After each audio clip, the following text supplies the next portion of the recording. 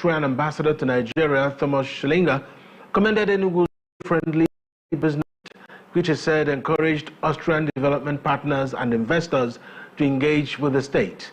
The commendations were made during a working visit to Enugu State by the minister and ambassador. The visit included inspections of projects executed by Austrian development partners and facilitated Nigerian COVID-19 recovery and economic stimulus NG Cares program. Both officials expressed satisfaction with the efficient and responsible use of funds for these projects. And in a strategic collaboration with Sheffield Media Consult Limited, the National Drug Law Enforcement Agency, Enugu State Command, organized a youth-oriented workshop, a bold move to save young Nigerians from the murky waters of drug abuse. Afia TV's Joan Odenibo has the details.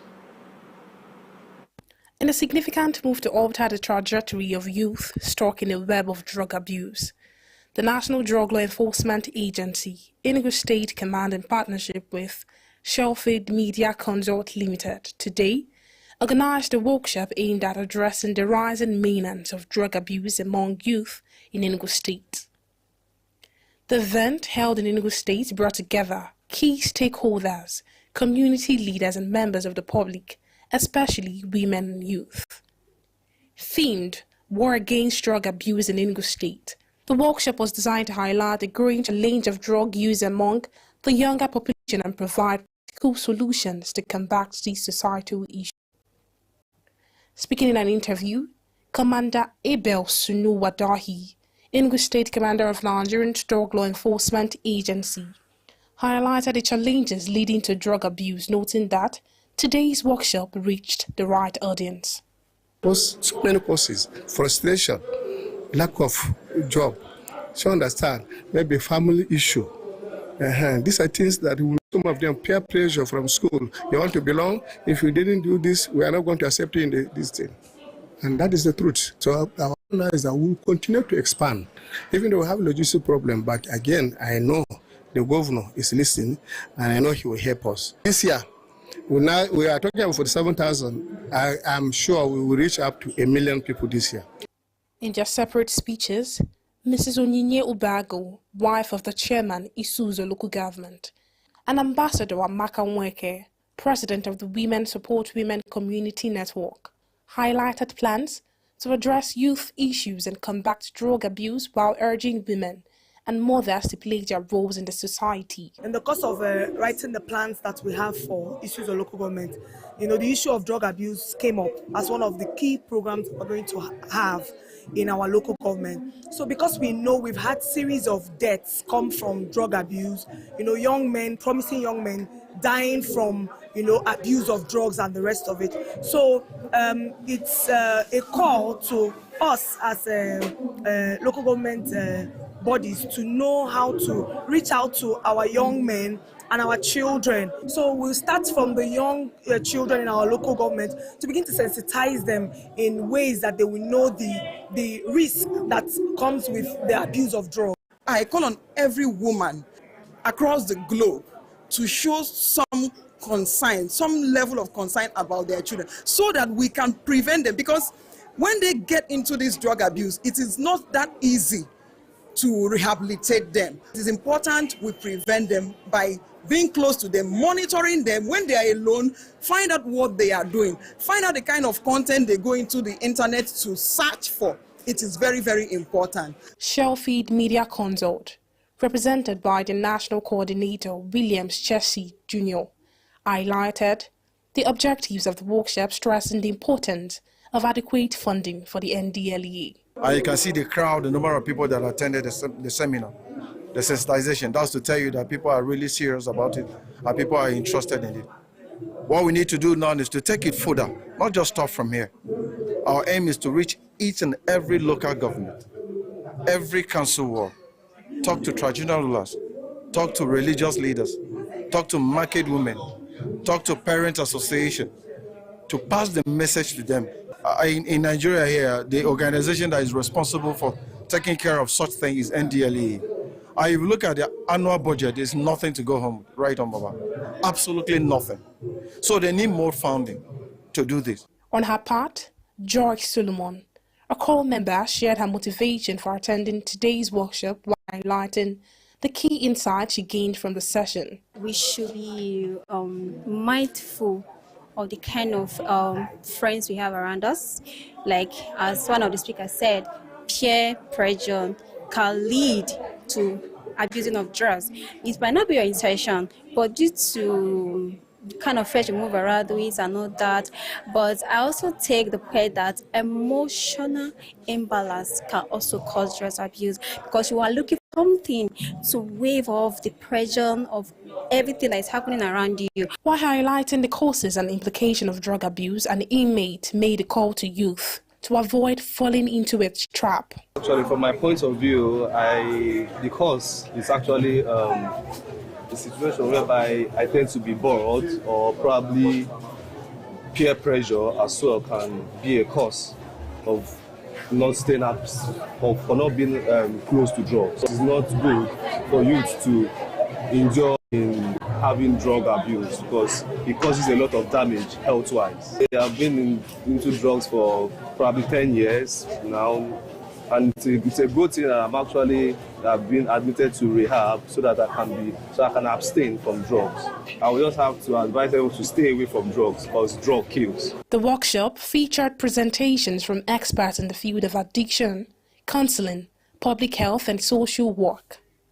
Topics discussed included the health risks associated with drugs abuse, the psychological effects on the youth, and the socio-economic consequences in families and communities. The workshop concluded with a call to action urging all participants to take the message of the workshop back to their communities. Attendees were encouraged to become ambassadors for change, advocating for healthy lifestyles and supporting those in need of rehabilitation. In Enugu State, Joan Odiniwo, reporting for Afia TV. Thank you so much, Joan. The rehabilitation of the Enyimba Hotel in Aba has been delayed for decades, primarily due to ownership disputes. However, the Abia state government is now set to sign a memorandum of understanding with Radisson Blu to kickstart the project. Our correspondent in Aba, Chibike Magumba, now has the details.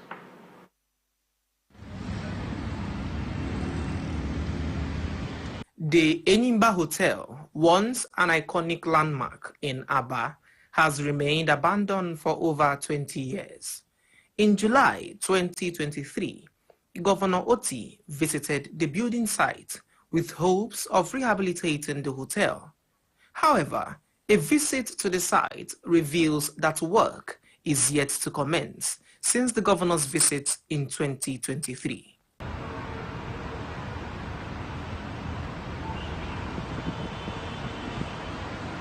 To find out why, Afia TV spoke to the Director General of the Greater Aba Development Authority, GADA, Uche Ukeje. Enyimba International Hotels was started in the previous Enugu State administration. At some point, Nigeria happened and activities stopped. Eventually, about 27 years ago, the hotel was sold to Enyimba, to a team led by Enyimba Hotels with some core investors. So when His Excellency made the decisions to proceed, we now have to engage with those to ensure that public funds going to be invested in the revitalization of the hotel will be protected. The DG, however, assured that the ownership disputes have been resolved.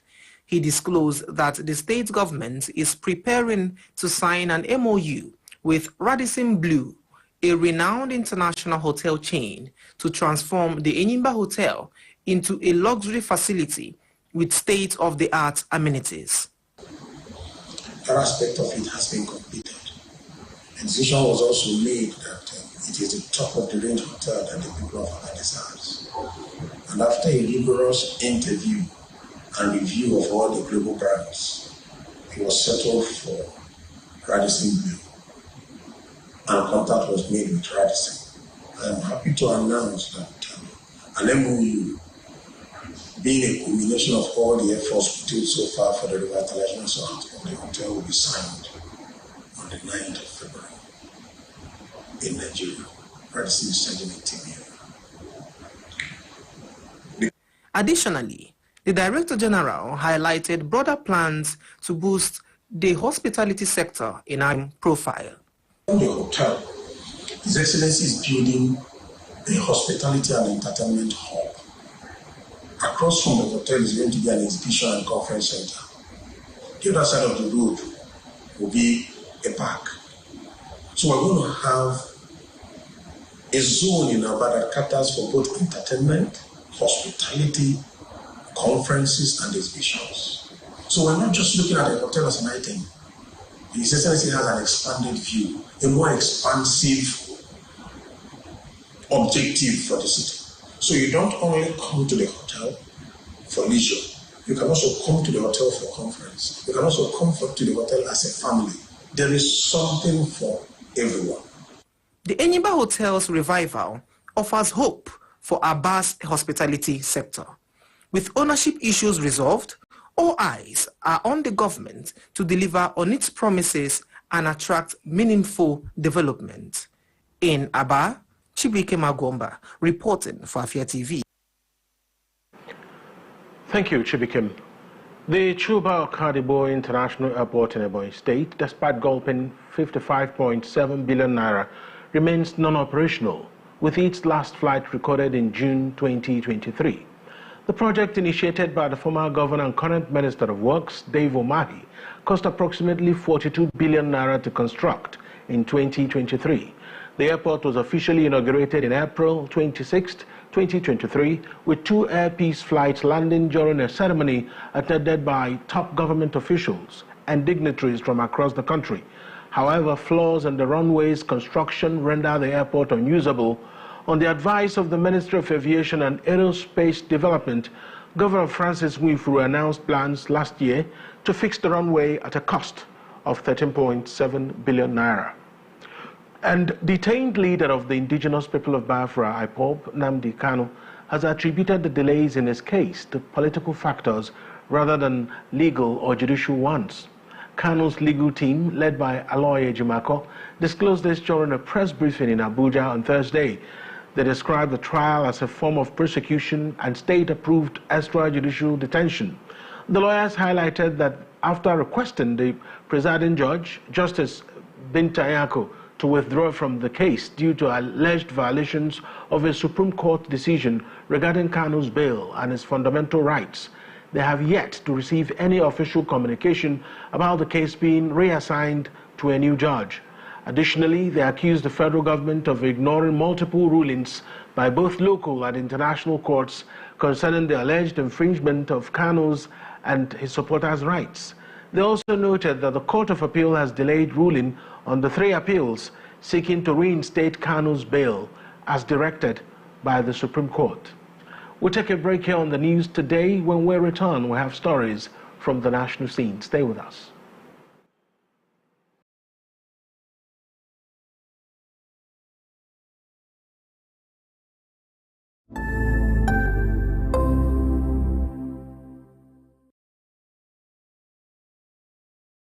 Welcome to the latest and most amazing show on your ladies and gentlemen. Welcome to Lunch Break. You don't sing along. I did sing good. For real. You're not a backup singer. That's what they do.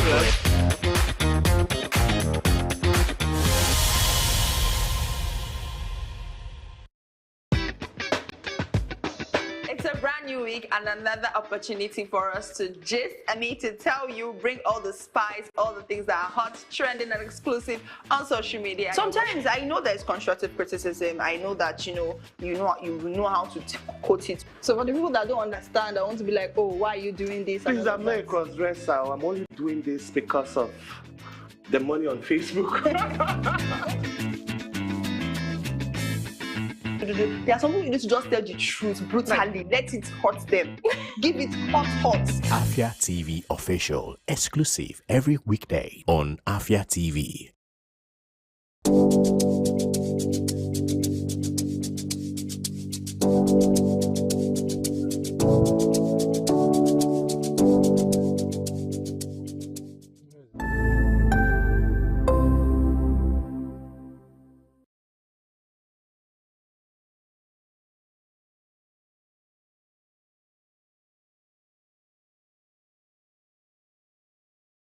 You're welcome back to News Today here on Afia TV. We're reaching you from Enugu, Southeast Nigeria. My name is Alex Obodo. The National Assembly, through its Joint Committee on Police Affairs, is pushing to remove the Nigeria Police from the federal government's envelope budgeting system, which allocates fixed funding amounts. This initiative aims to address concerns over inadequate police funding, as today's budget's defense revealed a significant budget proposal shortfall. Appearing before the Joint Committee on Police Affairs, the Inspector General of Police, Kayode Egbetoku, highlighted that the current budgetary constraints hinder effective operational planning and service delivery. That the police is being grossly underfunded. We are limited by this envelope budget system has limited us. Last year, we argued for the removal of the Nigerian police from the envelope budget system. We didn't succeed with that.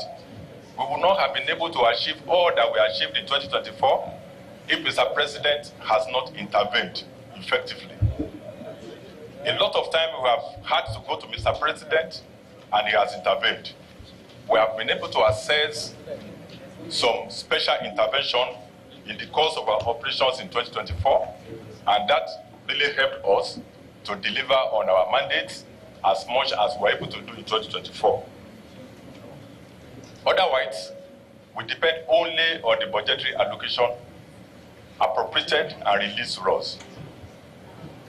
So I'm happy that the members of this committee has noted the gross inadequacy of what is being appropriated to the police and the desire of members to help the police to be better funded.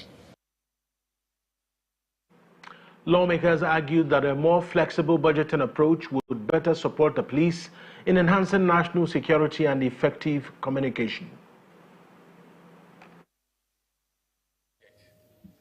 You begin to lament the presentation of the IG is simply the tragic story of this country. Consequently, you come to the 2025 that was just introduced, and you look at the police wanted 1.8 trillion. The envelope has said, okay, 1.252 trillion will be given to them. But you now take your fund and try to now convert even the envelope, the demand of the police, into dollars. You now say you have arrived at slightly over $4 million US. And what you are getting is also, what you have, the envelope is slightly above $3 million US. Are we sure that you are supposed to, at this 21st century, be asking police to spend just close to $4 million US in securing our nations? When I look at this budget, I am worried because the whole world is leaning towards artificial intelligence and using technology for policing. What you have in your entire budget, wallahi, is not enough to implement what you need to police Nigeria. Can you keep quiet? And I think as a nation, we need to really be serious about these things. You go to the Western world, you go to Dubai, you see everywhere, there are cameras all over the place. You barely see, there are police everywhere, but they're not visible. Technology is more visible than even human beings. I would like for you to come up with a holistic, working with the chairman, how you are going to use technology to drive securing our nation. Because this money, I look at what you have for capital, it's a joke. You barely have enough. Because I'm the chairman ICT, and I know you don't have it. The committee therefore adjourned the sitting in honor of the late Honorable Adewumi Oriyomi Onanuga, who died on Wednesday, 15th January 2025, following a brief illness. And the defense headquarters has linked the recent surge in terrorist in the northeast and northwest to the arrival of foreign fighters reinforcing local terror groups. Speaking in Abuja, Major General Edward Buba, Director of Defense Media Operations, acknowledged occasional tactical setbacks, but affirmed that the military's strategic goal of breaking the terrorist to fight remains on track. He highlighted ongoing efforts to dismantle the terrorist operations by targeting their personnel, leadership, and critical assets, including logistics and fighting capabilities. And the Independent National Electoral Commission, INEC, has revealed that 7,746 deceased individuals were taken off the National Voter Register across the 36 states and the Federal Capital Territory as of December 2022. This was confirmed by the Director of Voter Education and Publicity, Victoria Etamesi. According to the Director, the voter register undergoes a comprehensive review and cleanup ahead of each general election. In business news, the President of the Nigerian Economic Society, NES, Professor Adeola Adenkuji, has said that cash transfers to those living in poverty and increased capital spending are the best strategies for tackling poverty and unemployment in Nigeria. Professor Adenkuji made these recommendations during an interactive session organized by the Senate Committee on Appropriation on the proposed 2025 budget. While analyzing the budget, he advised the government to adopt a conservative approach to budgeting and stressed the importance of capital spending to create jobs and drive economic growth. We must tie capital spending to employment creation. There must be a deliberate effort to link capital allocation to employment generation. Employment is very important in this country where we have those challenges. Capital allocation must be, every project must define how much job are they going to create. Now, within a quick walk, and assume that for every $10 billion naira you have, you can generate one job, direct or indirect. And we see that if you use that and apply that to the economy, the 2025 budget is capable of generating about 1.3 million jobs. And if we focus just on sectors that can drive growth, that are employment generating, we can generate from this economy, based on the capital spending for 2025, about 690,000 jobs. So we need to tie those capital spending to jobs creation. And if we do that, that also impacts on employment generations, and poverty reduction. So, Mr. Chairman, sir, Mr. President, sir, I think we start. On his part, the chairman of the Appropriation Committee, Senator Adeola Olamilekun, acknowledged the ambitious nature of the budget, but expressed confidence in Tinubu's strategy to address Nigeria's revenue challenges. In furtherance of this objective, it is imperative to align the executive has predicated the realization of 2025 budget estimated on the following economic assumption. Inflation is projected to decline from average of 27.85 in 2024 to 15% in the current year. Yes. Exchange rate will stabilize at 1,500 to $1 in the current year. Crude oil production of 2.06 barrels per day in 2025. Benchmark oil prices is projected at $75 in 2025. Given the importance of the economic variables to the 2025 budget, the Appropriation Committee will engage the relevant MDAs and other stakeholders to determine the visibility or otherwise of this assumption. Where these economic assumptions are retained in 2025 budget, we will follow up critically with relevant MDAs or year-round in ensuring that these assumptions are realized for effective implementation of 2025 budget. In 2025 proposal, the aggregate revenue of fund, the budget is projected at 36.35 trillion. Aggregate expenditure is projected at 49.74 trillion, while the budget deficit of 13.38 trillion is as part of the assumption. In his remarks, Senate President Godswill Akpabio affirmed the 10th Senate's unwavering commitment to supporting the President in achieving his goals as they resolved to ensure the success of the President Tinubu's administration. We want to assure you that that our resolve to assist the current administration to succeed for this nation is unshakable. I'm very confident that once we're able to collate our ideas together and we produce a budget that is workable, a budget that will lead to sustainable growth, Nigeria will definitely be better. Within every challenge lies the opportunity of progress and growth. The task before us is very formidable, but it is neither beyond our reach or beneath our determination. This budget of restoring this nation, is a beacon of hope, a strategic instrument to secure peace, ignite prosperity, and lay the cornerstone of a stronger and more resilient economy for Nigeria. However, Minister of Budget and Economic Planning, Atiku Bagudu, offered a slightly different perspective. He argued that poverty reduction efforts should be prioritized and should prioritize enabling businesses to enable business activities to thrive. Commend ourselves. We must commend the President. We must commend the National Assembly.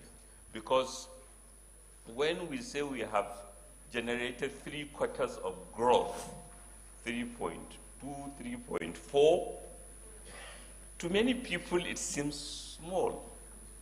But industrialized nations, all European countries who have financing is not an issue, technology is not an issue, but they have been unable to achieve 1% growth. Yet we are achieving 3.4 and going up. Just to contextualize how much our strategy is turning the economy in the right direction and putting us going where we should be headed. And this is not a small achievement. And the 2025 budget is intended, among others, to continue to restore macroeconomic stability. Still in business, the Organization of Petroleum Exporting Countries, OPEC, says the Dangote Petroleum Refinery and its efforts to ramp up premium motor spirit petrol production are impacting the PMS market in Europe, reducing the importation of petroleum products from Europe to Nigeria. The 650,000 capacity Dangote refinery, which began operations in January last year, started producing PMS in September, years after the country had relied solely on importation for its fuel needs. However, according to data OPEC got from secondary sources, the $20 billion Dangote refinery can refine 650,000 barrels of petrol products per day, and the monthly oil market report disclosed that the average daily crude production in Nigeria hit 1.507 million barrels in December. We'll take a break now. When we return, we'll have stories from the foreign scene and the world of sports. Stay with us.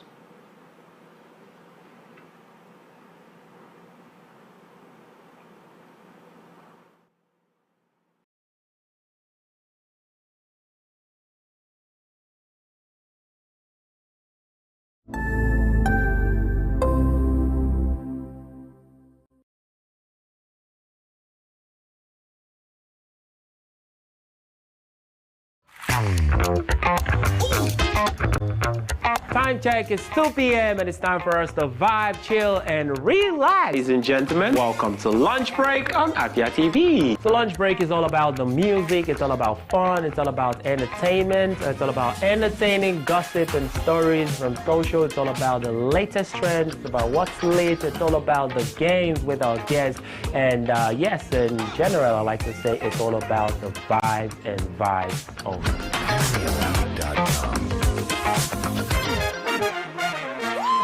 Welcome to Afia TV, your go-to channel for excellent news and incredible shows that keeps you IEI, that is, informed, entertained, and inspired. Need a break? Ladies and germs, welcome to Lunch Break on Afia TV. Join Choco to vibe and chill on Lunch Break at 2 p.m. for the latest trends in music and entertainment. Not like I have big money. Dive into the world of innovation and creativity with Rochelle on Unka. It means art in English. Where creative minds and groundbreaking ideas come to life. Tune in every weekday at 8 p.m. Do not miss Afia TV Official, your perfect dose of laughter, where they discuss what is currently trending on social media every day at 5:30 p.m. on Afia TV. But in this economy, the savings will save you, man. And that's not all. Stay tuned for more exciting shows on Afia TV. Catch us on DSTV channel 254 and GoTV channel 17.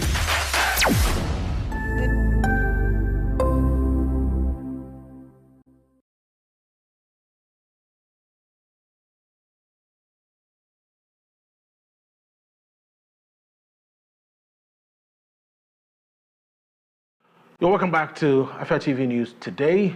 To the foreign scene now. China's population declined for the third consecutive year in 2024 as the number of deaths exceeded a modest rise in births, with experts predicting the trend will intensify in the years ahead. According to the National Bureau of Statistics, the population decreased by 1.39 million, totaling 1.408 billion in 2024, compared to 1.409 billion in 2023. The decline raises concerns about the world's second-largest economy, with experts highlighting potential struggles due to a shrinking workforce and consumer base. Additionally, rising costs for healthcare and retirement benefits are expected to place further pressure on already financially strained local governments.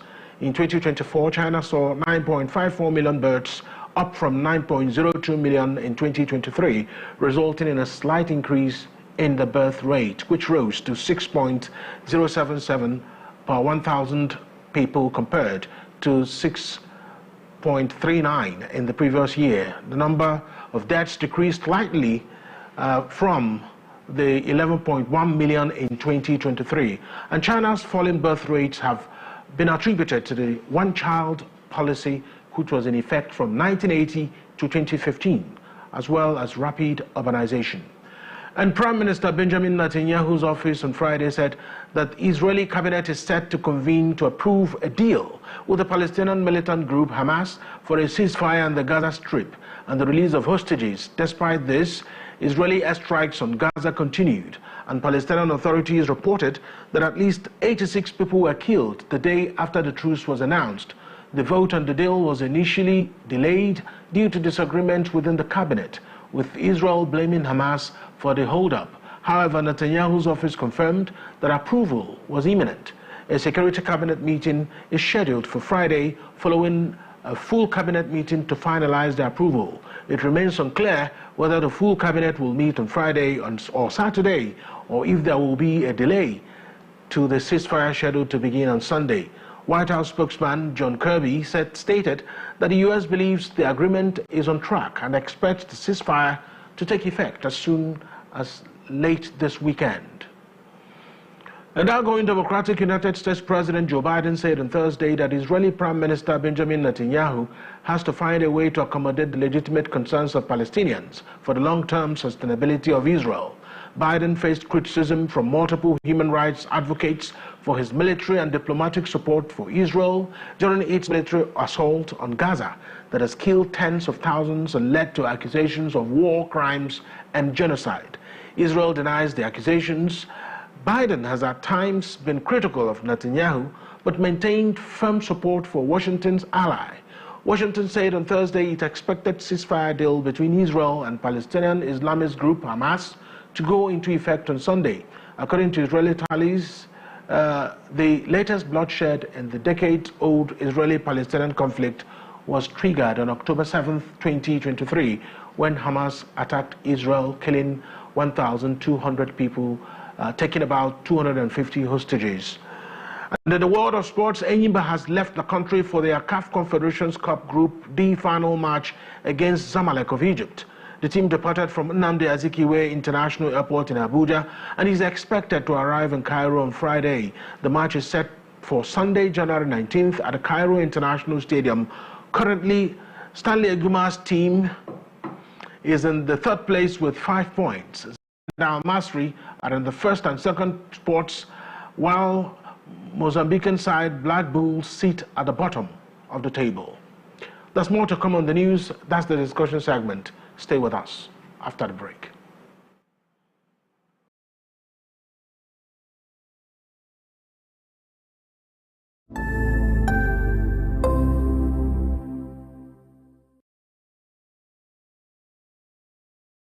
Good evening to you, viewers, and welcome to Women in Business, a show that profiles women, executives, and even the next girl store owner, showcasing Igbo break to the world. I started always obsessed with books ever since I was a child. The stress of always converting naira to dollar and an incompetent means an incompetent person.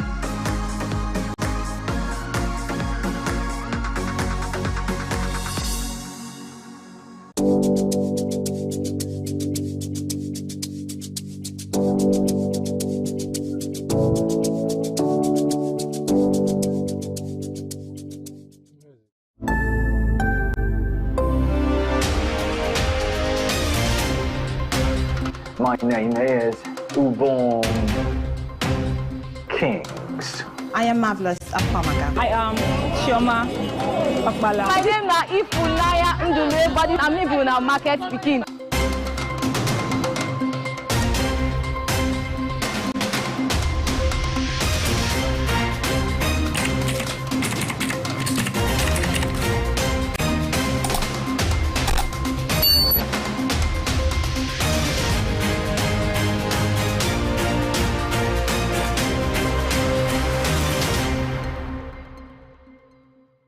what are your thoughts on the spate of sex for grades in Nigerian universities?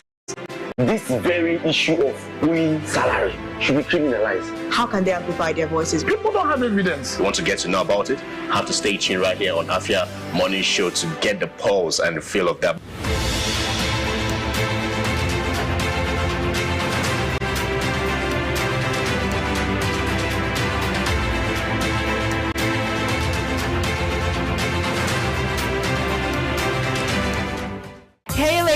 Join us on Ghana Plus every Wednesday at 6 p.m. right here on Afia TV, DSTV channel 254 and GoTV channel 17, where we will delve into health issues affecting girls and women in society. Breastfeeding doesn't even cause breastfeeding. The frequency of breastfeeding means the approach you take to make sure that your well-being is maintained.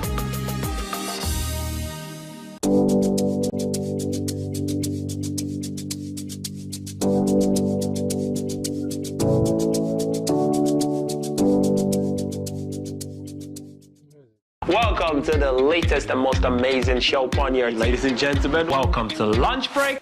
You don't sing along. I did sing for real. You're not a backup singer. That's what they do for it.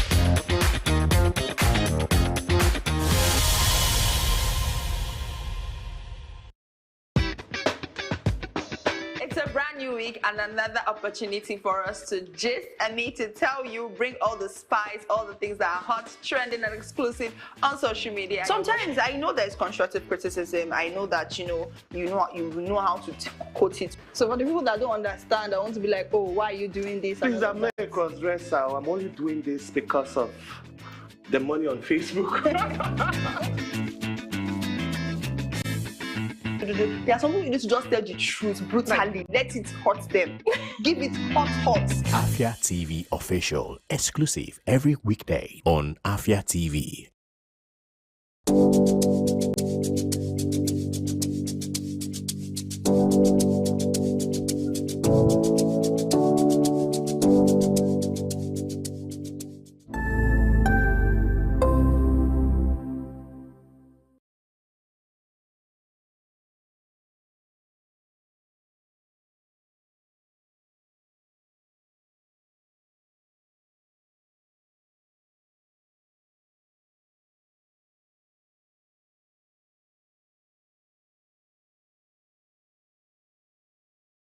Today, and this is the discussion segment, and this afternoon we'll be taking a call by elder statesman Chief Edwin Kiabogo Clark, who is calling for what he believes will be a disbanding of the Nigeria Governors Forum, and whether that is possible remains to be seen.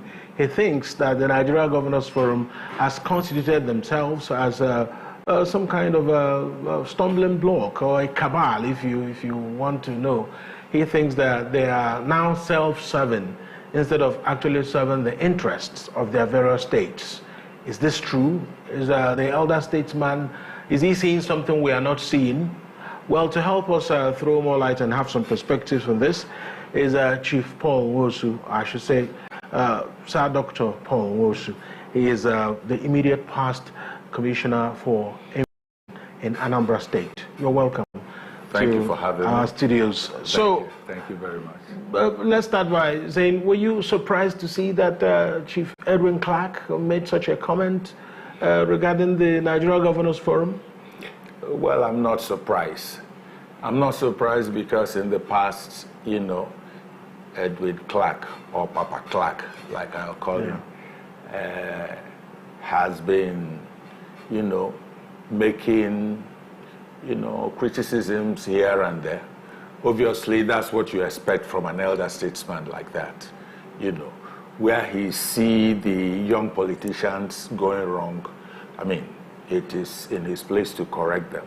But on this particular note, where he called for the suspension or the disbandment of Governors Forum, I think, well, there is merit and there is also a demerit to it.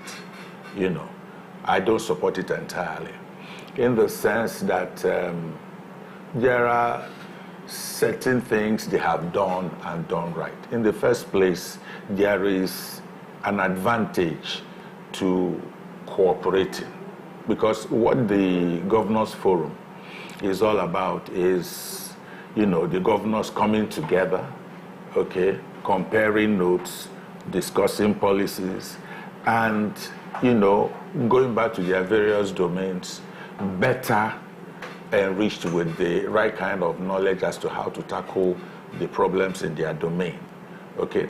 And it has worked a number of times. I remembered those days when, you know, there was an issue with the, what was it called now? It was the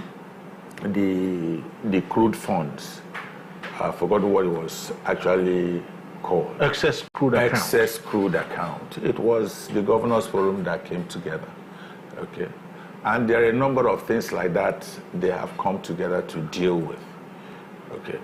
I will not subscribe to them being entirely disbanded, no. If there are things they are not doing right, of course, Papa Clark is at liberty to advise them.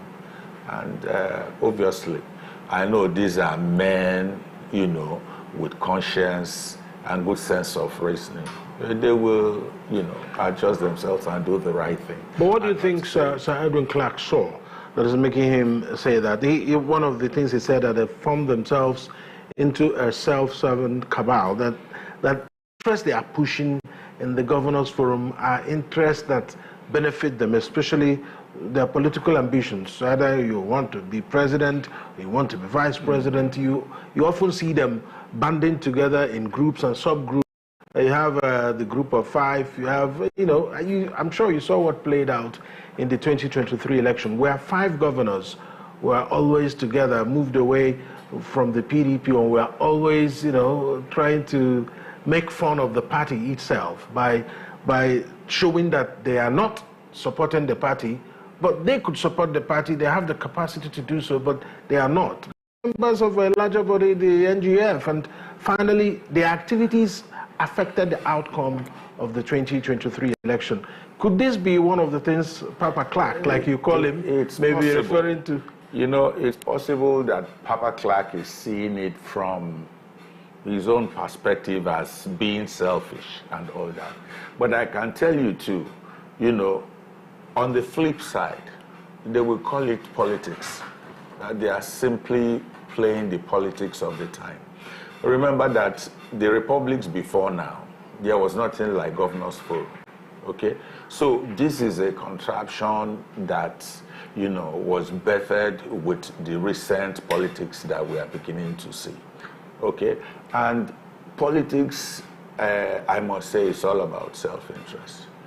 Now, where they come together and put pressure to get the right thing done, nobody talks. But when they do certain things, come together to ensure that things are done probably differently, those it doesn't favor, gives it interpretation. Okay, we must not, because of the presence of a few governors, now, you know, make sweeping generalization that they are not good. There are areas where they have performed and have performed well. Now, let me bring it back home a little bit, okay? Because we are talking about Governors Forum on the national stage. That's right. Okay, let's not forget too that it is the clusters or regional clusters of these Governors Forum that make up the national forum that we see. But if we bring it back closer to Southeast, you will discover that the Governors Forum has actually been responsible for some of the improvements we are beginning to see in the Southeast. I remember last year, I think sometime in June, okay, 24, they held their meeting in Enugu here, okay, and resolved that they were going to do something very, very drastic about the security in the Southeast, that to do something to have a better economic cohesion amongst themselves to improve the lives of their people. And what are we beginning to see? Early this year, Mr. President visited Governor Mba, you know, and amongst the plethora of projects that were launched was the Command and Control Center, which actually was discussed at the Governors Forum. Only yesterday, the House of Assembly in Anambra State passed a law, okay, empowering Agune Chamber, you know, to come into place to take care of security. So what I advise is that find some governors, some state governors not be living up to the expectations of their people, which must have warranted Papa Clark to make that comment. They need to come closer. There has to be some cohesion so that those that are not doing well will be learning from but the zones that are doing well. Isn't it necessary to call on those that are not doing well to sit up instead of maybe making a general statement to break everybody up? So if Papa Clark has seen maybe in the South, one or two governors is not impressed with, we know him as a man who's been fearless in expressing himself. Yes. So, I mean, you can say, okay, Governor A, Governor B, we don't know what you're doing. Your people are shouting. What's going on? That's exactly what I expected Papa Clark to do. But that kind of sweeping generalization will not help. Because I know there are occasions, not one, not two, when, you know, the Governors Forum, they've been able to stand up, okay, defend the right principles and ideals that the people expect the governments and governors of this country to do. And when these things are done, nobody talks. But when there are shortcomings here and there, okay, so we must not throw the baby, you know, away with the bathwater. So now on the flip side, do you think that the Governors Forum is a forum that can actually make the people smile? Because currently, it does appear that the Nigerian people don't see the Nigerian Governors Forum as a forum that they will look at what they are doing and say, oh yeah, oh, we love it. Do you think it will come to that point when after a Governors Forum finishes, Nigerians will be waiting to hear the good news from their governors? Yeah, what I tell people is that our democracy is work in progress. Okay, we are going. This stage is going. Though people said since 1999 we are supposed to have gotten it right. No, America did not get it right even in 200 years. up till this very moment, they are still tweaking their laws. They are making new words. You see, every society continues to evolve, okay? So with their democracy, so with their governance and all that. I think Governors Forum, okay, is ideal.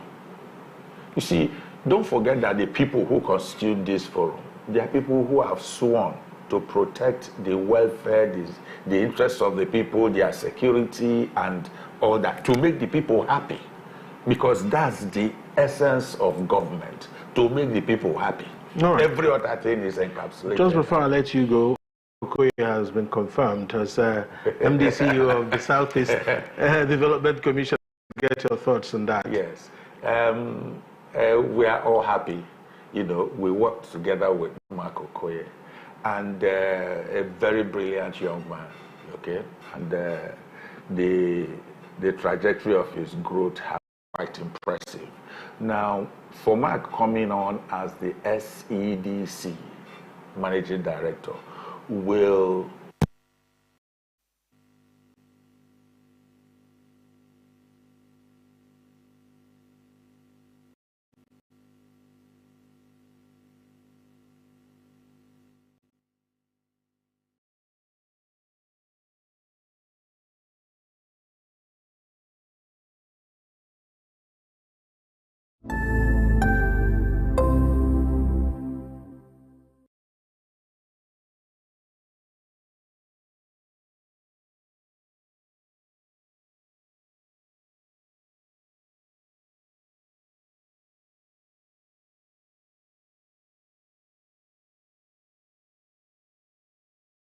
Yes, you were just trying to finish up on a point before we lost you.